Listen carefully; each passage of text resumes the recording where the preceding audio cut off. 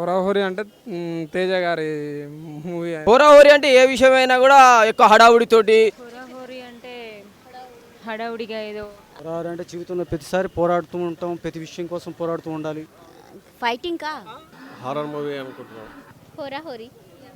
హోరాహోరీ in the sense గెలవడం ఓడడం అలా. హోరాహోరీ అంటే కాంపిటీషన్ లైఫ్. సింపుల్ హోరాహోరీ అంటే సింపుల్గా ఏంటంటే ఒకరి ఇద్దరి మధ్యలో ఘర్షణ. హోరాహోరీయా నాకు తెలియదు. హంగామా. హోరాహోరీ అంటే చురుగ్గా హరిబరిగా పనిచేయడం, గడబడ. హోరాహోరీ అంటే అట్ ద సేమ్ టైం ఇద్దరు సరిగా సమతూకంలో ఉండి హోరాహోరీ ఫైట్లో. తేజ గారు అంటే న్యూ ట్రెండ్, హోరాహోరీ కాబట్టి ఇంకా హోరాహోరీ ట్రెండ్తో ఉంటుంది. ఏం చూస్తారంటే ఇంతకుముందు జయం చూసినాం బాగానే, ఈ మధ్య గ్యాప్ వచ్చేది. మేమైతే ఫైట్ ఎక్స్పెక్ట్ చేస్తున్నాం. టైటిల్ ప్రకారం టైటిల్ చూస్తే హోరాహోరీ అంటే ఫైట్ ఉంటుందని చెప్పి. తేజ గారి మూవీస్ కొంచెం డిఫరెంట్గా అంటే ఏదో లవ్ స్టోరీ కామన్గానే అనిపిస్తూ ఉంటుంది నువ్వు నేను మూవీస్ నుంచి.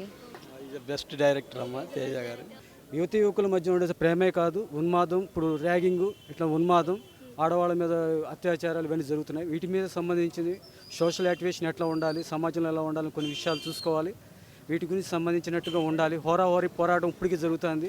ఆధిపత్యం మీద, స్త్రీ ఒక మగవాళ్ళ మీద ఆధిపత్యం మీద జరుగుతుంది. అలా రాజకీయమైన వ్యక్తిత్వం మీద జరుగుతుంది, కుల వివక్ష మీద జరుగుతుంది.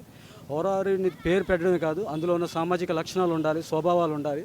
దీనికి సంబంధించి మీరు ముందు ఇట్లాంటి సినిమాలు తీయాలని నేను కోరుకుంటూ, మేము అనుకుంటున్నాం తేజ గారు మళ్ళీ ఇంకొంచెం కొత్తగా తీయడానికి ట్రై చేస్తున్నారు అనే ఎక్స్పెక్ట్ చేస్తున్నాం. We can see the true love story in Teja's films.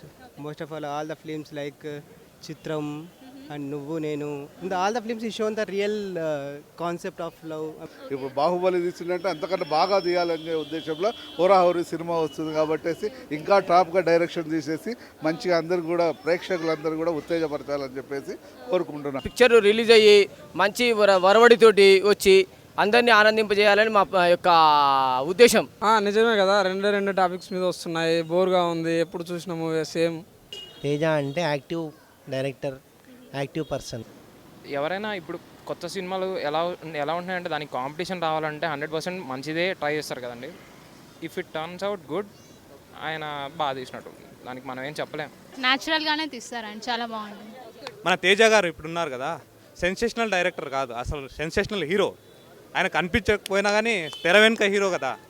ప్రతి సంవత్సరాలు కాదు, 20 సంవత్సరాల నుంచి అదే వస్తుంది. తీసేవాళ్ళు అవి తీస్తున్నారు, ఈయన మాత్రం వేరే తీస్తుంటారు. డిఫరెంట్ కాన్సెప్ట్తోనే వస్తుంది.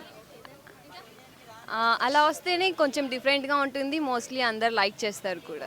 లవ్ అనేది ఎప్పుడు ఎంటర్టైన్మెంట్గా పెట్టుకుని ఉపయోగించకూడదు. ఇంట్లో చిన్నపిల్లలు ఉంటారు, పెద్దోళ్ళు ఉంటారు, వాళ్ళకి బాధ ఉద్దేశాలు కలగకుండా ఒక మంచి ఫన్నీగా ఉండాలి, సోషల్ యాక్టివ్గా ఉండాలి. అంటే తేజ గారి మూవీస్ ఒకదానికి లింక్ లేదనమాట. సో కంపల్సరీ ఇది డిఫరెంట్గా ఉంటుందని ఎక్స్పెక్ట్ చేస్తాను. అంటే ఎంతూజియాస్టిక్గా ఉంటుంది, మంచి ఎంటర్టైనింగ్గా ఉంటుందని కంపల్సరీ అనుకుంటాను. డెఫినెట్గా కొత్త ప్యాటర్న్ యూజ్ చేస్తాడని చెప్పి అనుకుంటాను. హోరాహోరీ హోరాహోరీ. హోరాహోరీ హోరాహోరీ.